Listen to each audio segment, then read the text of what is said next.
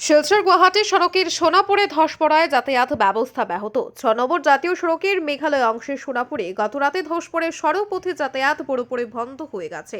জানা গেছে, গতরাতে প্রবল বর্ষণের ফলে সোনাপুরের পুরানো ধসপ্রবণ এলাকার পাশের পাহাড় থেকে নেমে এসেছে পাথর কাদামাটির প্রবল স্তূপ। রাত 1:30 নাগাদ এই ঘটনাটি সংঘটিত হবার পর জাতীয় সড়কের দুপাশে যানজটের সৃষ্টি হয়েছে।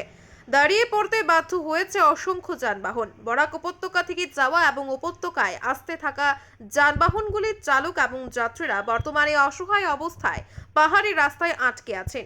মেঘালয় পূর্ত বিভাগ থেকে জেসিবি এক্সকাভেটর দিয়ে ধস সরানোর চেষ্টা চলেও কোন সময় 6 নম্বর জাতীয় সড়ক দিয়ে যান চলাচল স্বাভাবিক হবে তা দুপুর 1:30টায় এই প্রতিবেদন তৈরি করার সময় পর্যন্ত বলা যাচ্ছে না। শিলচর গুয়াহাটি সড়কের সোনাপুরে ধস পড়ায় যাতায়াত ব্যবস্থা ব্যাহত। 6 নম্বর জাতীয় সড়কের মেঘালয় অংশের সোনাপুরে গতরাতে ধস পড়ে সড়ক পথে যাতায়াত পুরোপুরি বন্ধ হয়ে গেছে।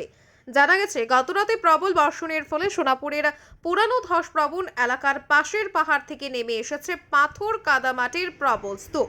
রাত 1:30 নাগাদ এই ঘটনাটি সংঘটিত হবার পর জাতীয় সড়কের দুপাশে যানজটের সৃষ্টি হয়েছে।